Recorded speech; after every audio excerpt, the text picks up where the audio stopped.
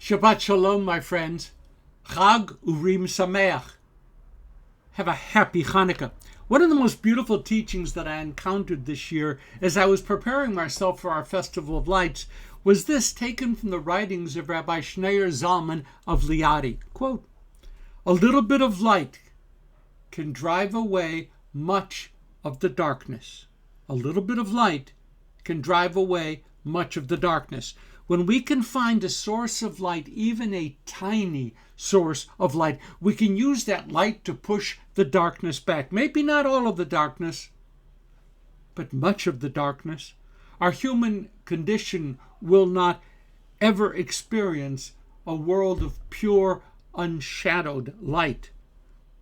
What we look for in our world are people who can bring the light of love into our days. Ideas that can excite our minds and illuminate our souls. Worthy tasks that can bring the radiance of hope to our communities.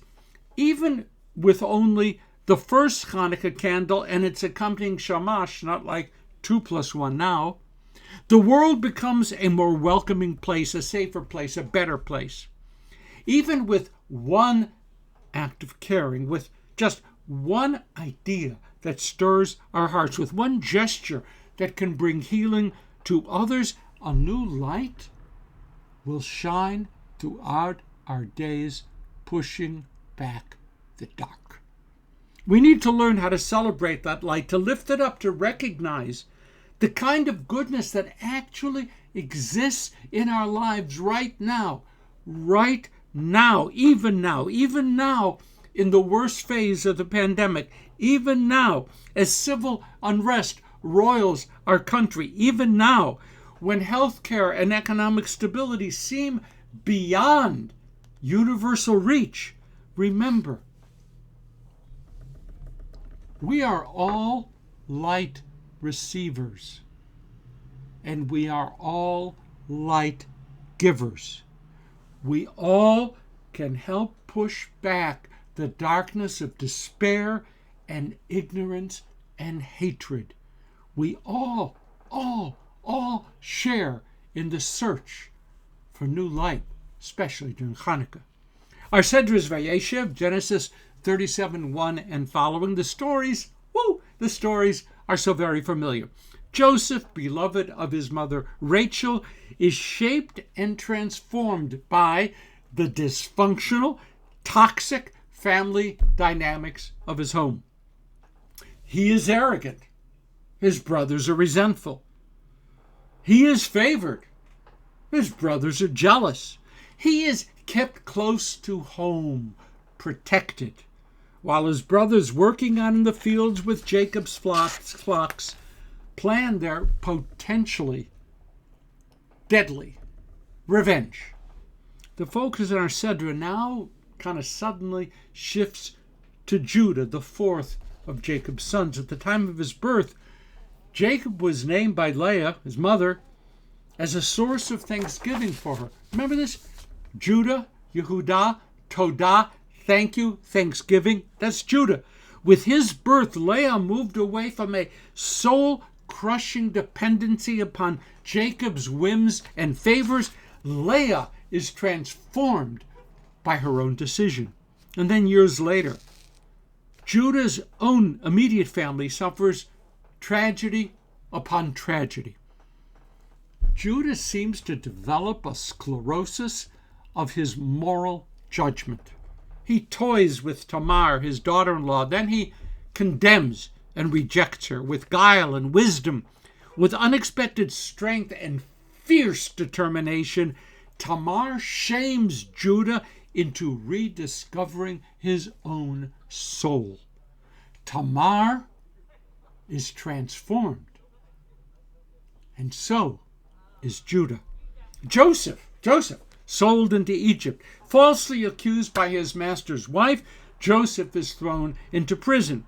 2 of his fellow prisoners have deeply troubling dreams, and they ask Joseph to interpret those messages of their subconscious. Joseph, who had once used dreams to brutally bludgeon his brothers, now says to the other prisoners, Halo l'Elohim Pitronim. Dream interpretations belong to God, not to me. Humility. Profound, honest humility from Joseph. Joseph no longer is wrapped in a coat of many colors, exuding a sense of well-deserved superiority. Joseph is transformed, and once he is transformed, Joseph becomes transformational. Transformation is one of the hallmarks of the entire book of Genesis. The narrative transformation is one of Genesis' eternal sources of attraction. Sarai is transformed. Isaac is transformed. Jacob is transformed. And none of this comes easily. Sarai had embarked with Abram on a great spiritual adventure, but life embittered her. She couldn't have children. And Abram did not show her appropriate respect and concern. So she laughed at a promise from an angel that she would bear a child in her old age. But the birth of Isaac transformed her into a relentless force battling for the survival of her family's future. She was transformed by joy. Judah was transformed by a powerful experience of shame. Joseph is transformed first by the experience of being taught that he is indeed the center of the universe, and then transformed again by the shocking hatred of his brothers. Transformation doesn't come easily, nor is it expected, nor is it easily understood. Transformation is unsettling. Transformation is disorienting. And it's a process that somehow follows its own rules. Inherent in this mysterious process is the fact that transformation uses as its building blocks that which was already present in us. Did you know, factoid, that it takes 10 to 14 days for a butterfly to emerge from its chrysalis? I knew that 100 years ago. Forgot. 10 to 14 days for a wondrous transformation to occur. You can't speed up the process. If you try to remove the butterfly from the chrysalis early, it will probably not be strong enough to survive. If you allow that which is inherent within the creature to work its way, then a new source of beauty will bless the earth. The Hasmonean family around which the story of Chanukah was built did not start out as heroes. Not at all. They were, in fact, small town members on the periphery of the priestly family. They lived their lives of service without much fanfare, without much notice. But then the acts of Syrian Greek oppression invaded their lives, and it was intolerable. It was impossible for them to ignore. Something had to be done. And probably, as surprising to themselves as it was to those who knew them, Judah Maccabee and his brothers became leaders of such force that they entered the pages of history. They were transformed. And then they transformed their world. None of the aforementioned possessed secret superpowers. None of them had privileged access to the divine mind. In fact, they weren't all that different from you and from me. But they did share certain features in common. Their hearts, their eyes, their minds were open to the world around them. They saw, they heard, they understood.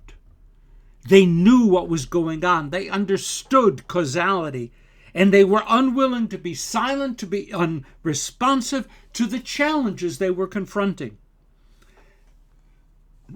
They were transformed because they were willing to be transformed, willing to become something dramatically other than they had ever been.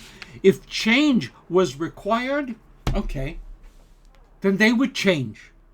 And they would then become agents of change. I've said it before. We are living in a liminal age. Everything is changing around us. We can choose to be passively swept along by that change, or we can take the people that we are, gather the skills that we already have, and become open to what the world needs from us. במקום שאין אנשים, הלל אומר, השתדל להיות איש. In a world that needs people to step forward, Hillel urges us to be open to transformation and then to step forward to be transformed and to transform. If Joseph did it, if Leah did it, if Sarai did it, if Tamar did it, we can too. Shabbat Shalom. Chag Urim Samayach. Have a wonderful week and wonderful celebration, and may I wish you deeply crunchy latkes.